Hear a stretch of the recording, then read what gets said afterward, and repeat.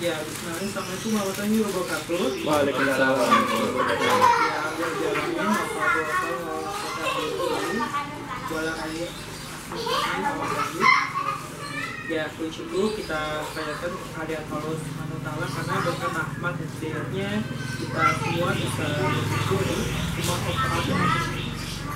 Salam kita panjatkan kepada Nabi besar Muhammad SAW karena berkat kepada keluarganya begitu kita sampai di zaman. Ya, perkenalkan nama saya Muhammad Limanto.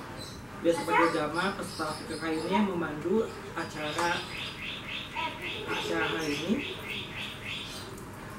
Pertama-tama kita baca Al-Fatihah. Baca dimulai.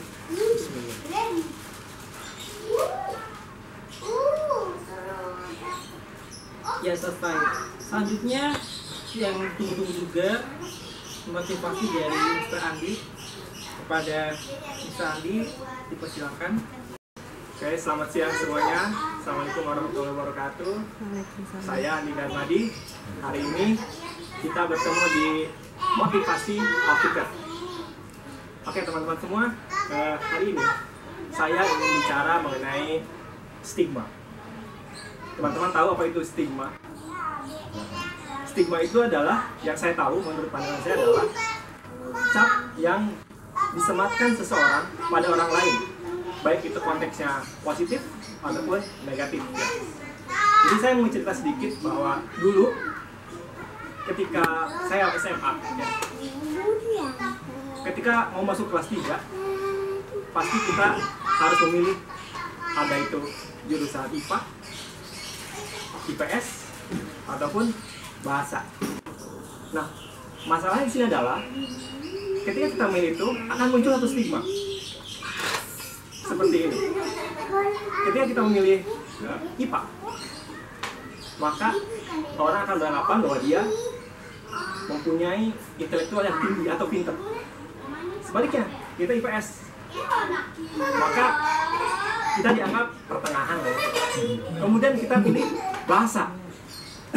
Bahasa itu seperti tempat orang yang tidak ada pilihan lain selain bahasa. Nah, stigma ini sebenarnya menurut saya salah. Kenapa saya bilang salah? Ini pola pikir yang menurut saya agak salah. Kenapa?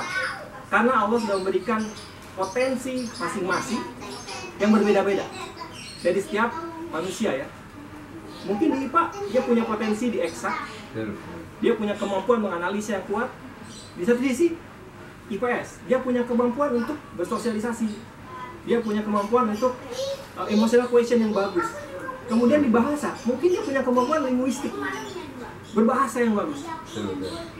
Namun stigma yang muncul ada seperti tadi. Maka di kesempatan yang sangat penting ini saya ingin memberikan satu enlightenment lah, sedikit saran pada teman-teman semua bahwa teman-teman semua itu mempunyai potensi. Jangan biarkan stigma negatif apapun yang muncul pada teman-teman semua. Pola pikir yang teman-teman dapatkan merubah cara kalian bersikap. Ya, karena satu hal yang pasti teman-teman, everyone are special. Kalian semua adalah orang-orang special. Terima kasih. Saya Andi Darmadi. Assalamualaikum warahmatullahi wabarakatuh. Contohnya apa ya? Kalimat sesat. Ya, itu kata-kata yang bikin down gitu. Contoh. Ini pola pikir yang sesat ya. Ya dia dibuat sendiri. Pernah saya sampaikan juga waktu itu, kalau nggak 10 menit kata gitu. Di podcast tuh. Cuman nggak secara umum. Kira-kira kalimat yang sesat di luar sana yang Anda tahu? Gambar contoh. Yang pokoknya yang bikin down, bikin yang nggak bener lah. Kira-kira apa? Yang sering kita dengar. Itu tuh nggak mungkin, itu bodoh, itu Bisa masuk. Tapi 5%. itu tuh tahap lagi. Enggak ya kita ya. Yang mau tabarkan fakta gitu. Tapi ada kan? Tapi enggak. Saya kasih clue ya. Hujan tuh bikin sakit. Oh iya, kata-kata Itu namanya adalah kalimat sesat menurut saya. Tahayul gitu ya. Bukan, kalimat sesat. Ya, karena ucapannya doa, dia mendoakan yang nggak benar. Padahal yang benar siapa? Yang benar apa? Hujan adalah Rahmat. rahmat. Kita harus counter ini. Ya, banyak kalimat-kalimat di luar sana. Ini saya sampaikan di podcast ya. Iya. Ya kan? Ada. Alhamdulillah nyambung. Jadi banyak ternyata di luar sana kalimat-kalimat yang menyesatkan. Sehingga karena ucapan adalah doa, dia membentuk bawah sadar kan? Kalau sudah bergerak di bawah sadar, mengerikan.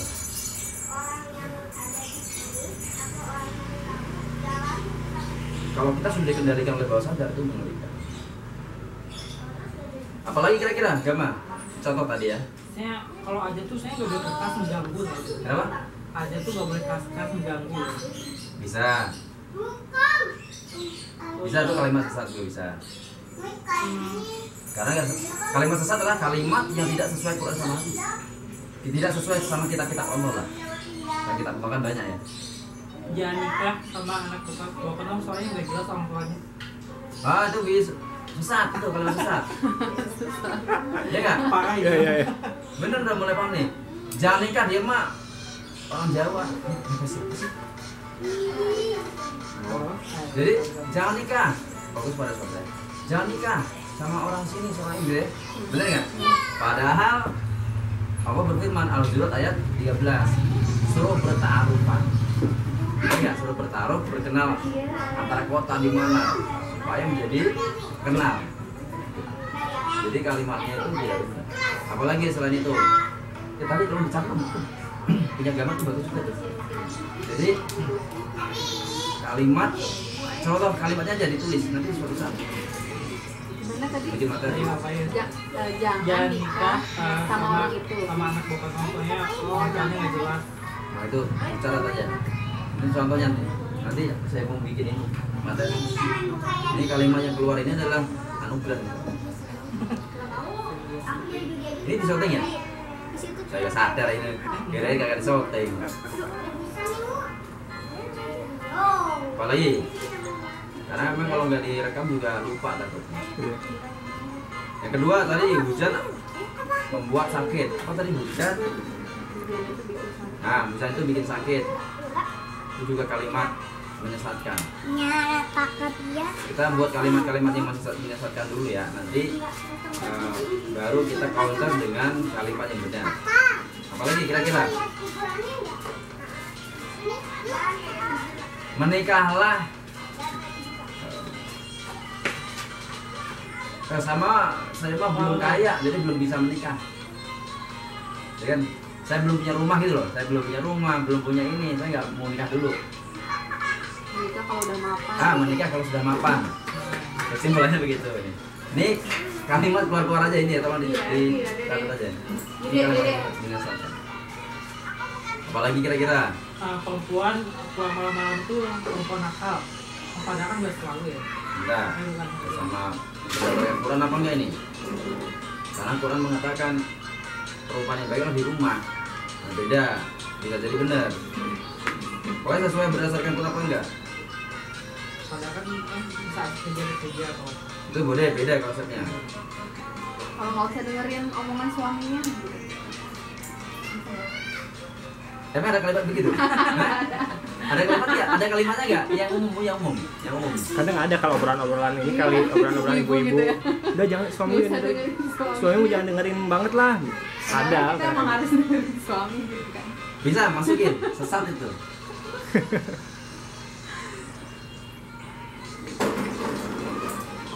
istri tuh harus bisa masak, kalau nggak bisa masak ya.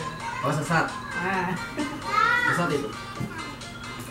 Nah, itu tanggung jawabnya suami. kalau perempuan nggak Istri, bisa masak. perempuan tuh harus bisa masak. Ya, ya. Gitu ya. Karena sebenarnya kalau konsep dalam agama itu yang semakan ya kita laki-laki, gitu loh. Kalau istri nggak bisa masak ya kita beli, atau enggak suami yang masakin kan. Apalagi, nah ini yang fenomenal. Boleh direkam boleh. Jadi fenomenal agak menyinggung. Jadi gini, jujur itu hebat. Menurut saya, maaf, agak tidak benar. Jujur itu hebat, menurut saya tidak benar. Sehingga ketika orang yang tidak jujur, dia bilang apa? Saya emang gak hebat, gak apa-apa. Gitu. Sehingga ada kemungkinan orang untuk tidak jujur. Ya, ada kemungkinan besar orang untuk korupsi. Tetapi kalau kalimatnya dirubah seperti ini, kalimatnya dirubah seperti ini, jujur itu normal. Coba konotasinya gimana? Berubah nggak? Berubah nggak? Coba Mr. Andi, jadi berubah nggak? Tadi kan jujur itu hebat, kita rubah sekarang. Kalau kita jujur itu hebat, ada konotasi, ada kesempatan untuk orang melakukan tetap ketidakjujuran. Kenapa? Karena dia merasa gak hebat, kayak gitu. Tapi kalau konotasi atau kalimatnya dirubah seperti ini, jujur itu normal. Berarti orang yang tidak jujur Tidak normal. gak normal. Orang yang korupsi Tidak normal. gak normal. Nyakitin gak? Itu baru kena. Menurut pandangan ya. Silakan, ini kan akan di-share, silakan. Ya kan, ini menjadi wawasan. Ya. Jadi menurut saya jujur itu normal. Normalnya itu harus suci dia. Nah, orang berbuat bohong tidak jujur itu kan nggak fitrah, nggak suci. Yang ada bohong yang boleh gitu. Hah? Ada bohong yang boleh Itu mah ilmu mantek namanya. Beda lagi. Iya. Itu beda lagi. Dalam artian di sini tidak jujur itu maksudnya yang negatif ya. Jadi rata-rata kan negatif. Jadi sebenarnya orang-orang korupsi, gitu orang-orang kayak gitu ya sebenarnya normal. Alias orang yang gak normal itu gimana? Gila. Gila ringan namanya. Iya menurut saya ya gila. Karena masuk ke penyakit hati. Saya katakan orang yang punya penyakit hati itu udah mulai gila, tapi gila ringan. Kenapa bisa gila ringan? Dia tergila-gila sama dunia. Gitu loh. Karena tergila-gila sama dunia, maka dia ambillah langkah tidak jujur. Itu. Ya. Apalagi ya? Cowok kalau nggak ngapain bukan cowok. Nah, Sering banget kalimat ini.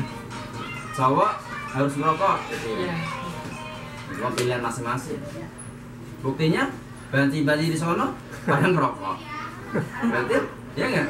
Mungkin ya di luar sana. Saya lihat ada perempuan yang ngerokok juga. Berarti ya umum sebenarnya. Nggak harus laki-laki ngerokok. Ya nggak? Perempuan juga ngerokok kan? Nenek saya yang ngerokok.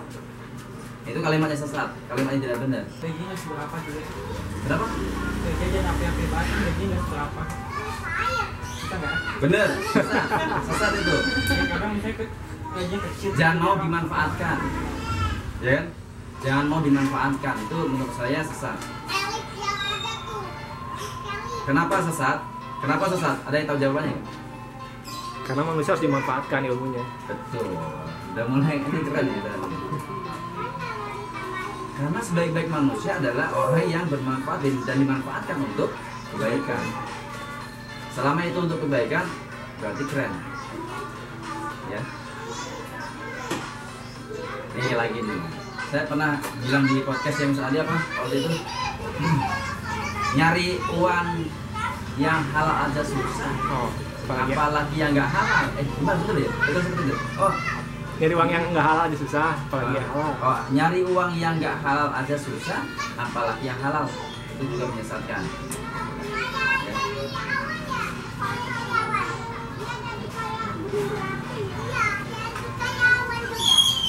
Yang bener ya nyari uang yang halal. Karena pasti dijamin sama Allah. Itu sebagai seorang pembicara nanti harus tahu itu kalimat-kalimat di luar sana. Ada lagi nih kalimat yang ini. Di sini bebas banjir. Jadi Iklan perumahan. lihat ini di perumahan-perumahan atau dimanapun ya saya lihat kalimat yang kurang tepat ini. Di sini bebas banjir. Kira-kira gimana?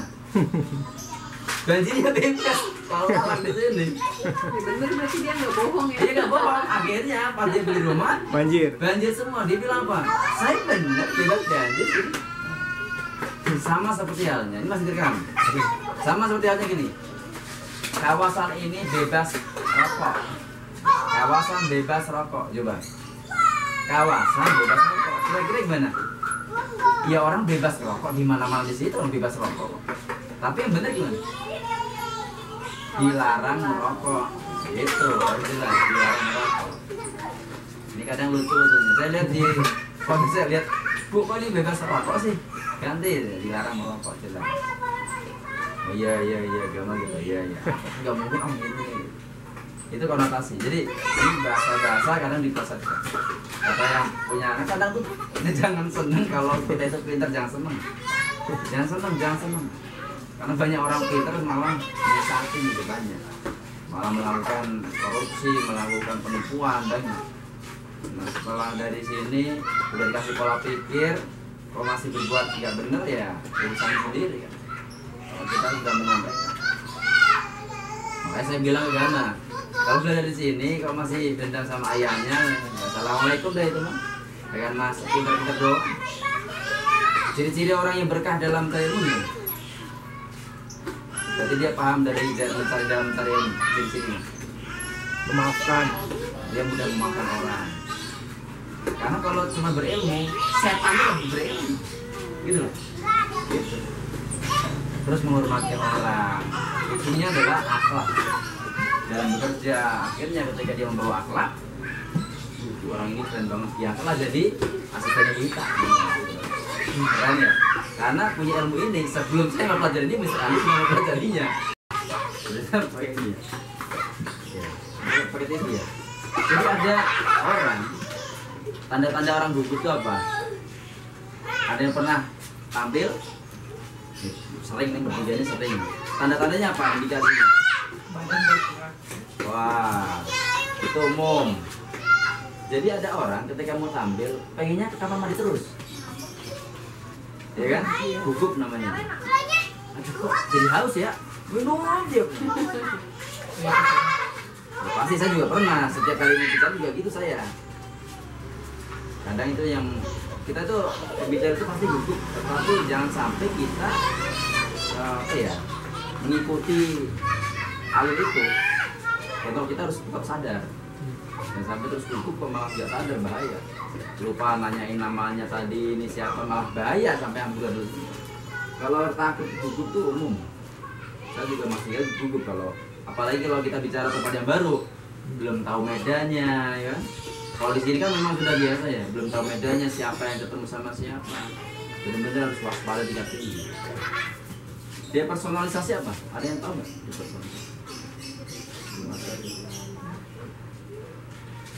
Coba dicek di Google, takutnya saya salah. Jadi dia personalisasi itu kayak ini. Terus itu berdebat. Itu apa? Jantungnya tuh kayak berdetak lebih kencang. Coba dicek lagi deh. Saya nggak ada internet juga deh. Ya sana sayang, sana main dulu. Jadi ada orang yang ketika mau berbicara, dia ditekan, duduk, merah, ada mukanya gitu. Dia personalisasi. Ada. Jangan nggak ada di Google ini. Bahaya ini. Itu indikator penyakit apabila perasaan menjadi berlebihan sangat mempengaruhi dan mengganggu kehidupan sehari-hari. Oh iya benar tadi, deg-degan. Ini bahasa saya simpel saya, jadi kayak gini loh. Tiba-tiba ini deg-degan gelisah gitu loh. Detak jantungnya lebih kencang.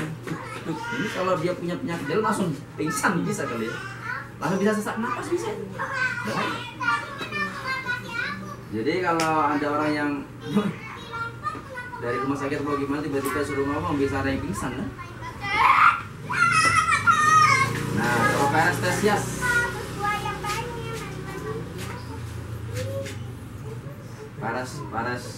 parestesias itu seperti hampir kayak kesemutan. Kakinya tiba-tiba kayak kesemutan. Tusuk jarum atau makan Kan, bener kan? Jadi parestesias itu istilah saya adalah kesemutan. Jadi kayak udah kayak beku gimana sih? Kesemutan gimana sih? Kayak gak bisa gerak kan? Nah seperti itu, parestesias. Ada yang seperti itu. Sampai dia gak bisa melangkah, bingung. Gimana gitu? Ini terjadi pada saat siapa pernah jadi imam pertama kali, imam sholat. Ciri-ciri ice-breaking berhasil apa? Ciri-ciri ice-breaking berhasil. Berhasilnya ice-breaking itu dilihat dengan ciri-ciri apa? Tandanya apa? Ini audiensnya. Audiensnya? Kayak ingat apa yang kita tadi pertama ngikuti. Masuk 5%. Masuk. Hampir itu mendekati. Kayak apa? ciri-ciri atau tandanya bahwa icebreaker itu seorang icebreaker ya, icebreaker berarti berhasil apa? Kemudian sudah siap melihat ke depan, Fokus gitu. fokus ke depan. Kenapa bisa fokus? Ya itu masuk, boleh jadi masuk. Apa gimana? Ciri-cirinya? Kan saya kasih instruksi tadi.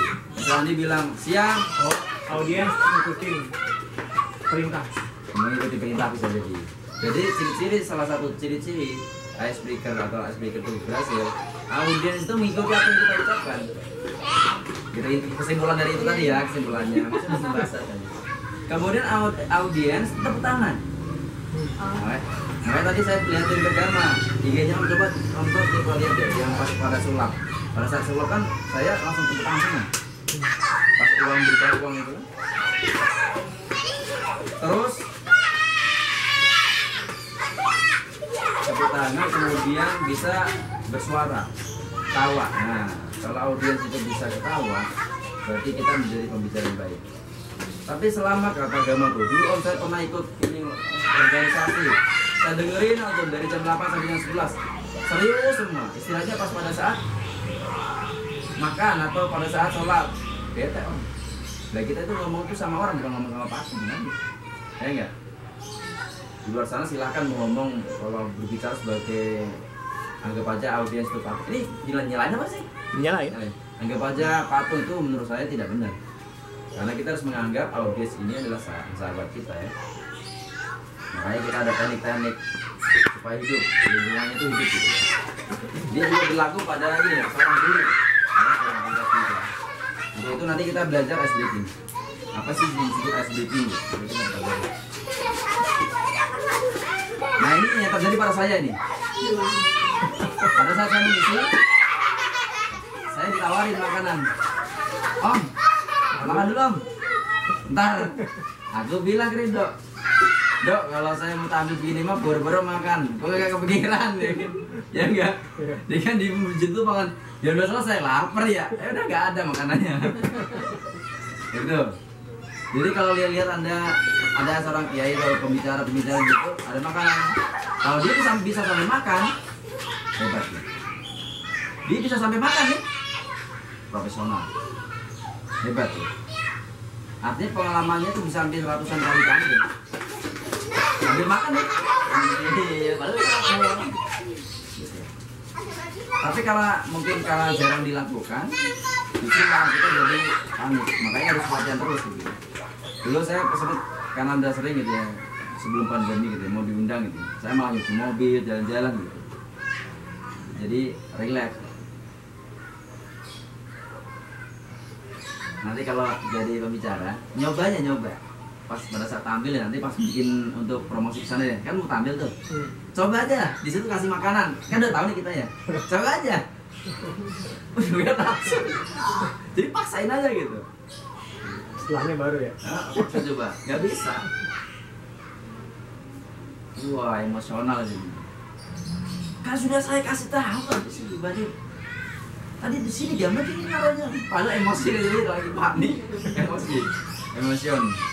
Emosionalnya tinggi. Beda parah. Jadi panik. Mondar mandir nih. Kenapa Pak? Iya pengen mondar mandir aja. Mondar mandir. Entah kenapa jadi kering romonya. Pengen minum terus. Itu. Sama bocor. Ya kan Gama? Bener nggak? Kok jadi pengen? Ini Anda tidak akan merasakan kalau Anda tidak tampil. Ya kan gugup masalahnya. Kalau gugup itu udah mulai tampil. Ini proses ya, proses menuju 5 menit pertama mau tampil ini kayak gini. Karena udah jelas kita mau tampil. Kalau orang yang takut mah nggak tampil biasa-biasa aja, nggak mungkin beginian, nggak mungkin. Nah, palpilasi. Kalau bisa ada yang tahu? Coba dicek. Palpilasi. Saya juga lupa. Jarang di. Ya. Hampir mirip-mirip. Palpilasi. Iya, palpilasi.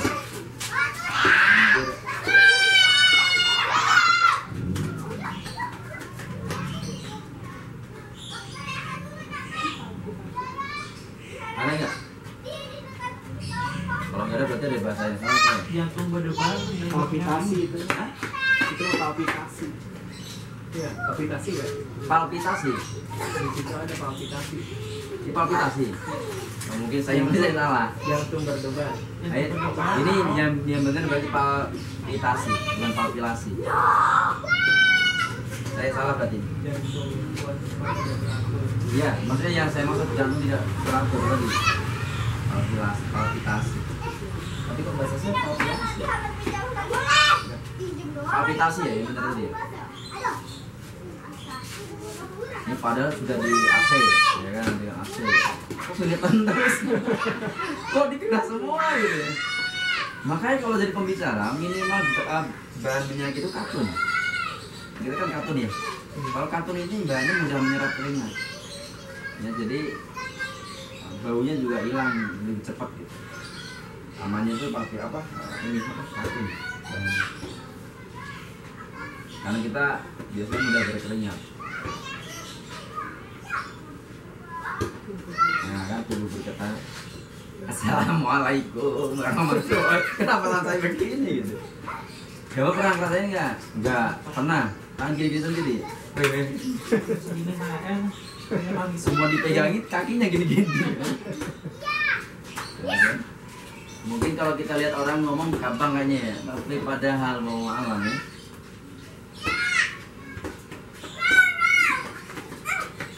Oh ini bahaya. Sampai sesak nafas. Jadi kalau teori saya kan tidak ada namanya penyakit di dalam tubuh kita itu. Yang ada itu adalah yang dimaksud penyakit sama Allah itu adalah penyakit hati. Kenapa orang bisa sampai sesak nafas? Kenapa? Penyebabnya apa biasa? Pikir. Dia nggak bisa menyelesaikan permasalahan, detak jantungnya ini kencang, paru-parunya nggak siap. Apalagi itu banyak benda-benda artinya ada minyak malah ini semua jadi mendorongnya kuat, pompanya ke jantungnya nggak ada. Itu kronologisnya soal kan ya dokter aja saya. Tapi saya udah praktekkan dari itu. Pada saat kenapa saya ngomong ini saya dulu pada saat saya menikah pertama sering apa namanya istilahnya tuh istilahnya asma. Ya kalau dokter kan mengobatin doang ini karena pembuluhnya ruang untuk bernapasan nyempit kasih inhaler itu dokter karena dia mengobati secara fisik tapi secara dalam ternyata istri saya tenang sama saya bener ya dia nggak uang nggak ada hidup susah mulu marah-marah mulu kan napas lah itu asma saya inget tuh terus jadi tapi namanya kerjanya dokter kan ngobatin bukan menyembuhkan dari dalam ya pasti dia setiap habis berpikir kita berat pasti yang dihajar ke saraf jantungnya ini kemana-mana tapi dokter mengatakan pasti oh ini jantungnya terlalu cepat ininya harus kasih ring gitu biasanya padahal pikir seharusnya nanya bapak mikirin apa jalan gitu kalau kita terapi set tenangin tenang jantungnya normal lagi tapi kalau ke dokter pak ringnya diganti mau nyari uang itu coba nah, jangan coba-coba pada saat pusing ada dokter habis kalau bener langsung divonis pak darahnya nggak normal pak bener langsung ya lagi stres tunggu reda dulu baru ke dokter cek di sini oh normal jadi kita itu dokter butuh diri kita sendiri dulu karena saya sudah mempraktekkan ilmu ini pola pikir ini alhamdulillah luar biasa benar-benar tenang luar biasa kalau saya stres sekali saja langsung pilek itu langsung saya bilang ini saya lagi stres pilek langsung keluar pada saat sudah alhamdulillah bisa mengendalikan itu hilang pilek set langsung berhenti jadi bayangkan kalau ada orang yang sering pilek bersin ya salah siapa orangnya sendiri aslinya saya sudah mempraktekkan ini mah karena cuaca ini Juni nih pola pikir yang salah nih cuacanya buruk habis lah pernah nggak dengar kayak gitu bapak itu semuanya cuaca buruk makanya dari cuaca buruk nggak ada cuaca buruk itu cuacanya lagi bersin salah sendiri lo stres maka penelitian dari Jepang, nanti dicek, silahkan dicek. Kalau Emoto Masao kan dia meneliti nasi di kata-katain, jadi ini ya. Tapi ada seorang profesor Jepang, saya tidak ingat namanya, tetapi beliau meneliti bahwa setiap kita berpikir keras atau stres dalam waktu ya 5 menit, nggak sampai 5 menit, berapa detik itu, maka daya tahan tubuh kita akan terbuka selama 5 jam. Pada saat kita stres, alhamdulillahnya pas lagi mendung, siap-siap aja bersin, lihat aja. Acim, kenapa daya tahan tubuh kita turun atau terbuka? Gitu. Maka orang-orang yang tenang jiwanya jarang sakit. Kenapa? Dia kuat. Maka setiap dokter nanyakan, Pak jangan terlalu banyak mikir ya, ya kan? Pak ini jangan terlalu banyak mikir Bapak, fokus saja ke kesehatan, gitu kan? Itu kenapa? Supaya otak kita juga tenang. Ini yang saya maksud 30-70 menuju ke sana. Bayangkan orang yang 30-70 itu ritmenya tenang, nggak punya uang. Ada kalimatnya nggak benar juga nih. Kalau nggak punya uang nggak bahagia, iya nggak? Akhirnya menjadi doa. Setiap kali nggak punya uang tidak bahagia. Coba aja. Kalau nggak percaya, kan sering di dalam otak kita ya, bawah sadar kita ngomong, saya nggak punya uang nggak bahagia, nggak punya uang nggak bahagia. Hidup kalau nggak punya uang nggak bahagia. Terus seperti itu terus. Besok gampang nggak punya uang pasti nggak bahagia. Kalau ada lagi nih, uang bukan segalanya, tapi segalanya butuh uang. Bentar, kata dulu. Uang bukan segalanya. Tapi segalanya butuh uang. Gimana nih bahasain? Kalau bahasa saya kan kita memang butuh uang, tapi jangan selalu apa-apa kita mengerjakan sesuatu karena mengharapkan uang. Kan gitu, beda kan konsepnya ini. Kalau menurut agama tadi kan, atau di umumnya bilang begitu ya, segala-galanya memang kita memang kita butuh uang. Uang bukan segala-galanya, tapi kita di segala-galanya butuh uang gitu ya. Menurut saya itu juga artinya membentuk rangkaian program yang tidak benar nanti. Maksudnya juga ke situ. Kalau nggak punya uang nggak bahagia. Kalau nggak punya uang nggak bahagia. Saya sudah mempraktekannya. Ketika saya sudah cerita kemarin, saya nggak punya uang, saya nggak tetap bahagia. Ya, ini pola. Karena Anda jadi pembicara, maka harus dihapus sedikit-sedikit nih, memori-memori yang sudah lalu itu harus dihapus sedikit-sedikit. Supaya kita lebih tenang. Ini udah.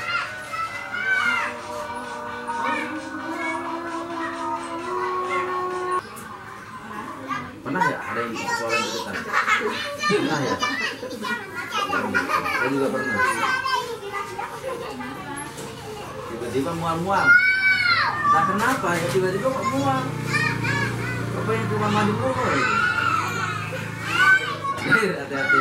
Lagi bicara ya Pak? Iya, pantesan. Pusing. Kalau udah sampai patah kita pingsan, kita jadi tampil.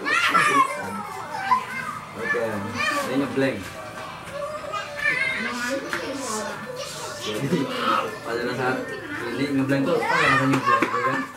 Kalau pernah tampil, pernah kali ada semua pasti tahu. Ngeblank itu kan kondisi kayak suara cantik doang. Krik, krik, krik, kita sendiri ngomong, kok gak ada yang ngomong kan sendiri. Jadi semakin kita ngeblank, semakin bingung kita, salting ya namanya, bingung akhirnya. Kok hilang semua, di otak saya hilang semua nih. Saya juga mengalami ini, ya kan. Bayangkan kalau bagaimana tidak mudahnya berbicara di depan umum. Karena kita ngomong sendiri, kalau mau ngomong diri itu enak, ini ngomong sendiri.